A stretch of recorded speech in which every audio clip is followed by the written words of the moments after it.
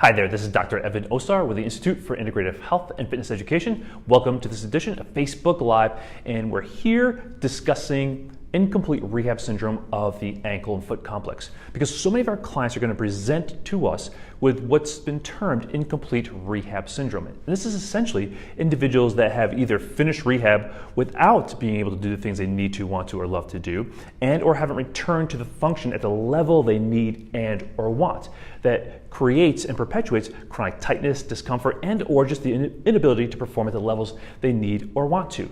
And then they come and see you as a health and fitness professional to help get them to that next level. So this is a really great opportunity to truly understand how to use corrective exercise and a strategy that includes assessment, corrective exercise to create more optimal and efficient posture and movement habits, and then to take those concepts into the fundamental movement patterns.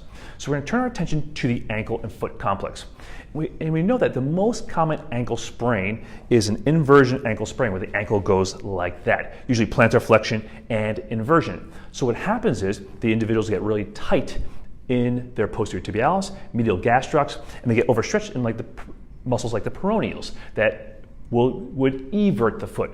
So what happens, either the client ends up compensating and rolling their ankle in like that to get the big toe back down on the ground because their foot is stuck out there like that, or they just over flatten the arch and then collapse the arch down. So as part of your assessment, you want to see what's your client doing when they load in single leg, as well as what does their ankle and foot do when they're squatting. So a very simple assessment, just have your client stand, just pay attention to my feet, and just have your client stand on one leg, see how easily and readily they can stand and plant that foot and keep the weight equal, big toe, small toe, and heel. Check the other side, see how easy they can hold that position, keeping weight between their big toe, small toe, heel. Look at the ankle sway, look how much they have to work to hold that position. You can see I struggle a little bit more on my left ankle and foot. So you want to first, as part of your corrective exercise strategy, do your release work. So you're going to need to release those plantar flexors and inverters, posterior tibialis, and especially the medial gastroc that attaches into the calcaneus or the heel right about here. So you'll do your release through the gastroc and posterior compartment muscles here in the lower leg. Now I'm going to show you just a very simple release through the foot.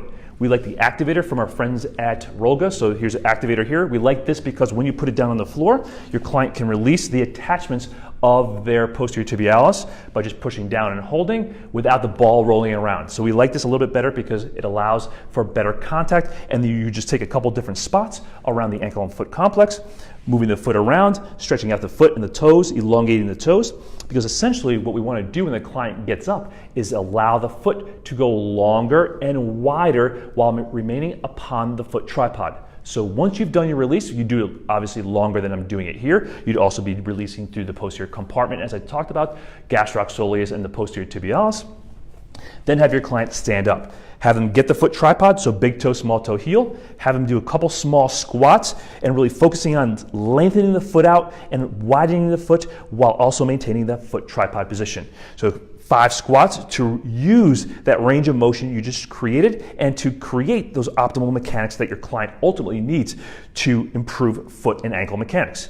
If your client has knee problems, then you would just do a hip hinge. So again, set up the foot tripod, hands on the pelvis, breathe in, breathe out, hinge without bending the knees, and just allow those toes to go long, the foot to go long, to increase the ability to use the foot and ankle complex appropriately. So that way you're integrating the concepts from the corrective exercise strategy into a functional movement pattern. And then you take your client up, and in the next video we'll demonstrate how to take that into the upright position to get more dynamic calf lengthening, and we discussed lengthening versus just stretching, and also how to take it into a functional pattern that your client needs to do to improve function so they feel better, move better, and ultimately can do the things they need to, want to, and or return to those things that they love to do.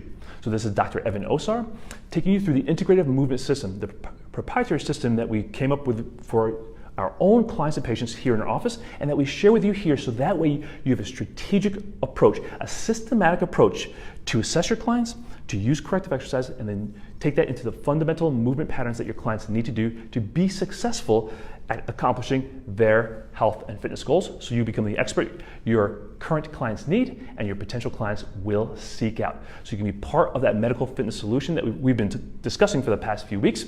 and you get more clients that need your expertise, that want your expertise, and will pay you for your expertise. So you differentiate in the industry and really stand out and become successful and really transform lives, continue to transform lives like you're already doing. This is Dr. Evan Osar with the Institute for Integrative Health and Fitness Education. Thanks for watching. We'll catch you in part 2 next week, where we come back and integrate this information into fundamental movement patterns for the ankle and foot complex. We'll be coming to you live later this week from our conference out in Philadelphia. So make it a great week. We'll see you later this week. Take care.